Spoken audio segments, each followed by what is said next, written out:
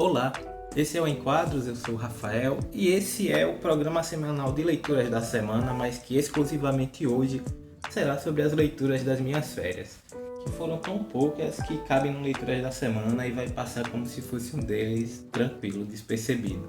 Nas férias eu tentei fazer muita coisa, menos trabalhar, e quadrinhos teve que se encaixar nessas dinâmicas aí. Eu vi séries e filmes com minha mulher, eu joguei alguns jogos, já tinha mencionado antes o Bloodborne, o Elden Ring, que eu acabei terminando ali no começo das férias, aí eu fui para Dark Souls, já voltei para Bloodborne, terminei Disco Elysium, já terminei o The Last of Us 2, porque a série começou aí a segunda temporada e eu senti que eu deveria zerar antes de terminar a temporada, enfim, fiz bastante coisa e quadrinho teve que dividir essa atenção aí.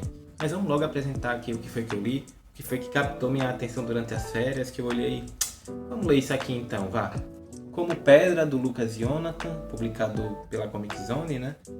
Quadrinho nacional. Chegou pra mim esse mês e logo que chegou eu tive que pegar pra ler.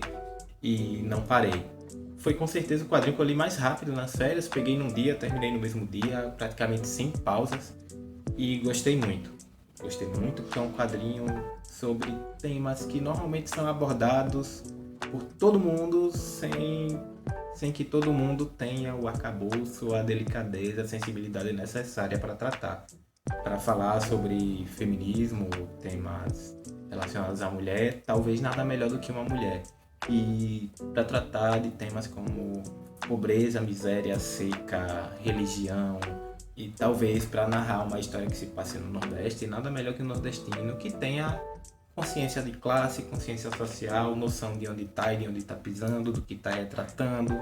O Como Pedra narra a história dessa família, que o núcleo ali é a esposa, o marido e a filha, sendo que a filha está com uma enfermidade que não a deixa andar, fora que ela também não está conseguindo falar nada, ela não consegue se expressar, se comunicar direito com seus pais. Nós vemos que seus pais estão muito frustrados, mas principalmente o pai, e a mãe ainda nutre aquela esperança num milagre, numa salvação. Eles, mesmo desconfiados, recebem estranhos na sua casa que prometem mundos e fundos para resolver a situação deles, para melhorar a situação deles, para ajudá-los. Mas isso acaba nunca se concretizando, as pessoas vão embora sem nunca voltar, passam a perna neles. Enfim, nada dá certo. É mais de um ano de seca, sem chuva na região e tudo isso agrava tudo.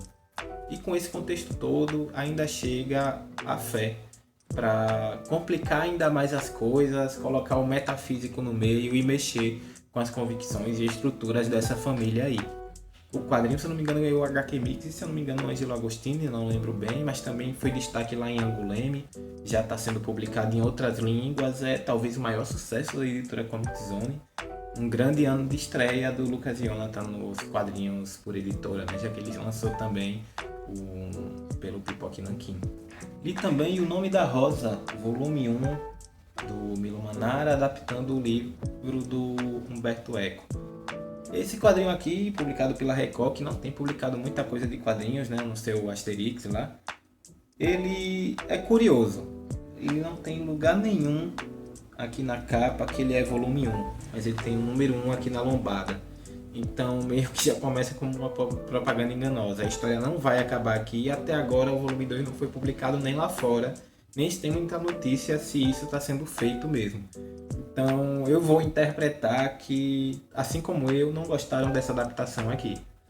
O Milo Manara é muito conhecido, né, pelos seus desenhos das figuras femininas, super anatomicamente corretos e belos, o conceito de belo de algumas pessoas. Mas, enfim, o desenho dele é bonito, o traço elegante, as cores também são de bom gosto, mas ele tem um problema de ter uma narrativa muito estática. Ele talvez saiba lidar com essas cenas sensuais para um público de homens héteros muito específico, né? Mas ele tem dificuldade em cenas de ação, ele tem dificuldade com diálogos e expressões faciais nesses diálogos. Parece que ele não tem muito repertório do que retratar numa cena, sempre está nos mesmos ângulos, sempre está retratando os mesmos pontos de vista Sinto que talvez aqui ele tenha sido preguiçoso além da conta, mas eu vejo esses problemas em outros quadrinhos deles também. Não sei se é o melhor quadrinho para apresentar os talentos do Milo Manara para alguém, embora seja melhor, embora seja um quadrinho bem desenhado, com um estilo bem característico do Manara, ele não está mudando sua arte aqui. Só não tem sensualidade, erotismo, nada que ele comumente é associado a, né? A saga dos X-Men volume 7, que tem 2 edições por Chris Claremont e Jim Lee, que vem sendo aí a dupla titular, né, do título dos X-Men, traz a conclusão da saga lá com Kulan Gaff, né, que criou uma bolha em Nova York, em Manhattan, que aprisionou X-Men, Vingadores, Quarteto, Homem-Aranha e todos que estão ali, transportou para uma era meio medieval, com magia, onde Kulan Gaff era o comandante supremo.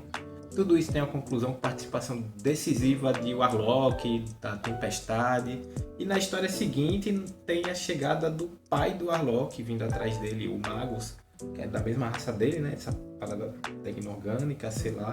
E quem vai combater o Magus é justamente o Noturno, a Vampira e o Colossus, que estão ali numa atividade na Sala de Perigo. Mais uma aventura dos X-Men ali, autocontida, de uma edição só, que avança nas histórias de cada um dos personagens, seus dilemas, inclusive a Tempestade está aqui no meio.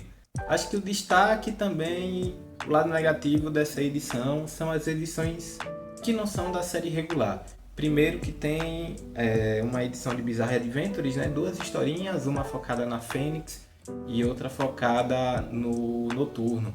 Mas o destaque delas é que ela é em preto e branco, é uma arte bem diferente, uma arte meio até pulp, sabe? Que difere dos X-Men. Esse é o destaque. A história é bem bobinha. Aí tem também uma Marvel Fanfare que reúne Tempestade e Mística em um bar, discutindo ali, uma querendo apunhalar a outra, mas também precisando uma da outra, porque ambas querem ajudar a vampira, tem suas relações com a vampira, mas também tem um negócio meio sensual no ar.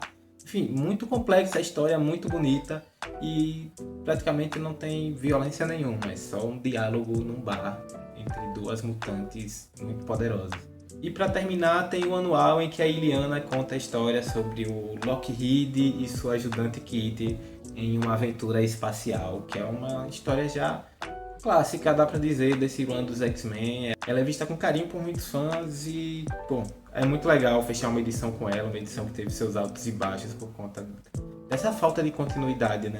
Eu acho legal dessa saga dos X-Men é esse senso de continuidade, o que é quebrado aqui principalmente pela Bizarre Adventures. Cavaleiro da Lua, volume 4, Estrada para a Ruína, continuando o run do Jed McKay, eu não aguento mais e talvez eu não leia mais nada do Jed McKay na vida. Pelo menos dele no Cavaleiro da Lua. Eles deram um jeito de enfiar o Blade aqui, eu não entendi muito bem porquê. Não tinha necessidade nenhuma e mesmo assim não funciona, não deixa o gibi melhor. Só uma participação aleatória de mais um personagem que não tem alma. Os personagens aqui se comportam basicamente tudo igual, é tudo a mesma coisa. Parece um gibi do Deadpool pelo Brian Michael Bendis, onde todo mundo age como Deadpool, sei lá, gibi dos Vingadores do Bendis, todo mundo tem aquela personalidade meio rebeldezinha, fica um espevitando o outro o tempo todo, como se todo mundo tivesse ali 17, 20 anos, sabe? Ah, mas a arte. A arte também é ruim. A arte é qualquer nota, parece um monte de gibi aí da mesma época, desses anos 2020, 2022, e antes também, é uma arte bem genérica, bem digitalzona. Eu não vejo personalidade nesse gibi, eu continuo sem ver nada demais nos trabalhos do Jed McKay. Estamos quase em casa do Diogo Hayashi, é mais um grande destaque desse mês, publicado pela Ugra Press. Esse voluminho aqui traz diversas histórias do Diogo Hayashi que se passam no bairro da Liberdade em São Paulo e tem temas e motivos japoneses e também urbanos de uma grande metrópole como São Paulo. Ele não cai nesse orientalismo nem também nos maneirismos desses quadrinhos que se auto-intitulam como estilo mangá, que tentam pegar emprestado essa dinâmica e linhas de ação do mangá. Ele não vai por essa linha, embora tenha influência e até referência a mangás aqui. Mas ele, como um cara do cinema, você vê que as transições, até os quadros, parecem muito saídos de um filme. Ele é muito cinematográfico, todas as histórias que tem aqui. E a Ugra sempre faz promoção lá no seu catálogo, coisas com 40%, 50%, 70%. Vale muito a pena ficar de olho. Bicho Selvagem, da Magopu, é outro recebidinho da Veneta que eu recebi tem um tempinho e ficou aqui na pilha. Tinha esquecido de ler ele, mas aí quando li, gostei demais. Ele é uma crônica social sobre os acontecidos dentro de um condomínio onde é avistado um bicho do mato, um bicho selvagem que ninguém sabe dizer o que é, se é uma onça, um cachorro, um leopardo, um urso, sei lá, ninguém consegue descrever o que foi visto ali pelos moradores. E tem toda uma comoção, reuniões com a síndica, com segurança do prédio, porteiro, com pessoas influentes do prédio, afinal é um condomínio ali meio que de luxo. Os empregados e funcionários têm uma opinião, pessoas negras do prédio têm uma opinião e tudo isso com um clima ali também de fascismo exalado por alguns dos moradores, né? Tem um personagem que começa a aparecer do meio pro fim, mas ele sempre é mencionado ali de canto, alguém falando que vai ligar pra ele que ele vai resolver a situação, que se revela um cheirador de pó, maluco por armas, sai com uma escopeta numa picape, é bem característico, para tentar caçar esse bicho. No meio disso crianças somem, tome mais comoção e a mídia chega para cobrir e de uma forma sensacionalista, parada, e ao mesmo tempo tem morador que quer aproveitar da situação para se aparecer e conseguir um capital social ali. Enfim, uma típica confusão numa quinta-feira nessa sociedade que vivemos agora. Quadrinho curto, bem direto ao ponto, que funciona muito bem, personagens interessantes, com suas motivações, suas preocupações, mais um quadrinho bom da Veneta que não pode ficar despercebido aí. E é isso, essas foram minhas leituras das férias, pouca coisa eu sei, mas agora em maio a gente volta ao ritmo normal das coisas e próxima semana já tenho leituras da semana aí pra vocês, tá bom? No mais, deixem o like, a curtida, compartilhem, comentem também o que vocês leram nesse mês, o que vocês esperam do Enquadros aí para os próximos meses. E se não é inscrito, se inscreva, né? Pelo amor de Deus, está assistindo o vídeo aqui e não está inscrito por quê? Até o próximo vídeo, falou!